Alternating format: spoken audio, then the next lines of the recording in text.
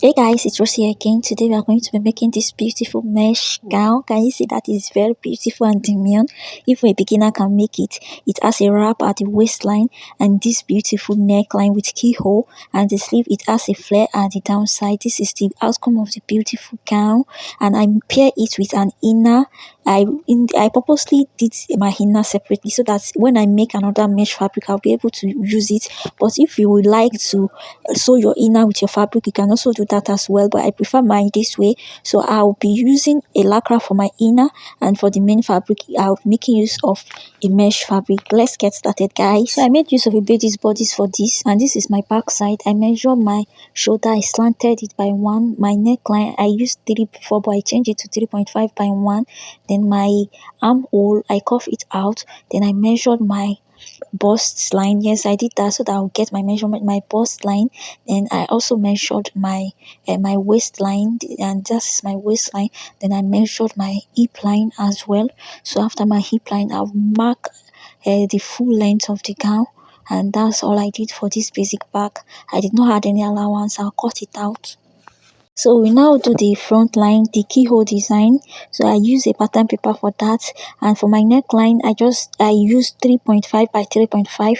No, I use 3.5 at the back as well by 1. So for the front I'll be using 3.5 by 3.5, and I will also measure my bust line, which is 10, and from the bust I'll be using 7 inches for that my keyhole design. I don't want it to be too open, so I'll be making use of a 7 inches for where my keyhole will be. And the next thing I'll be doing for my neckline, I measured on that 7 inches I measured 3.5. Then I divided it from my armhole to the 7 inches is 3.5. Then I divided it, I notch it, then I come out by 2 inches on that 3.5. Can you see? Then I rule it out. After ruling it out, I'll bring it back to the 3.5 I have on the 7 inches point, and that's all I did. I just cuff it out like this. It's not straight, it's like a V. If you don't understand what I'm saying, I hope the illustration is clear. So that's all I did for this front neckline, and I'll use my pen to just draw a shape to meet the second neckline like this, and I'll cuff it out. Guys, you can make your keyhole longer than this. You can make use of 8, but I just prefer the 7 inches. So the next thing is for me to also rule out from that my curvy side to my arm, to the second armhole. So guys, you can overlap this on your main fabric, but I'll not be overlapping mine. I'll be cutting straight down on that 7 inches, but you can overlap here. So if you want to overlap it, this is when you just do your overlapping to meet the armhole and leave some spaces. And on that 7 inches I curve my, I'm not going to be leaving it straight, I'll be curving it so that it will give me a little bit of shape. So that's how I curve it out, and that's all for the keyhole design. I'll place it on my fabric, I'll cut it, add my allowances, and on that neckline I'll split it out so that I will be able to pleat it later. So I'll place my pattern on the front, and I'll cut all those front side, and this is the rest of the pattern. I added my bust line at the back, and there's a bust line on this pattern paper as well. And my keyhole is not straight, I make it curvy, so that's why I'm using paper to curve out this the shape that I have there. If not, I would have cut it straight. And also, so look at the shape of the paper. So I have 10 inches on the paper, which is my bust line. I'll place it exactly on the 10 inches at the back side, just to make sure everything is together. I will also add 1 inches to the front measurement because I'll be using a side dart, so that's why. And I'll cut the rest of the fabric. This is my keyhole design. You can see at this side I slant it, and I added like 1 inches because I'll pleat it later. And that's all for the front.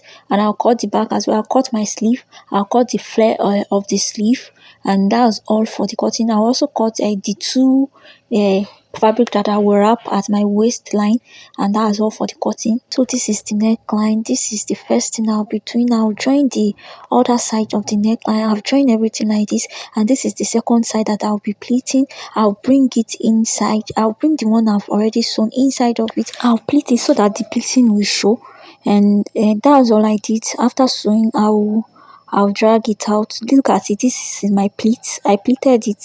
So, and I just drag it out like this, and it gave me this beautiful outcome. Guys, don't forget to like, subscribe, and drop your comment. If today is your first time of joining us, say you are very welcome. Thank you for joining me today. And if you are an old subscriber, thank you for always coming back and supporting my channel. The next thing is for me to join the keyhole design to the main fabric. Then after joining, I will add an interfacing. I'll sew the interfacing down. I'll add my side darts. Then I'll also did the neck of my back. I will add the shoulders. I will add my sleeve. Then after the sleeve, I will also add my front design, which is like a drape on the waistline.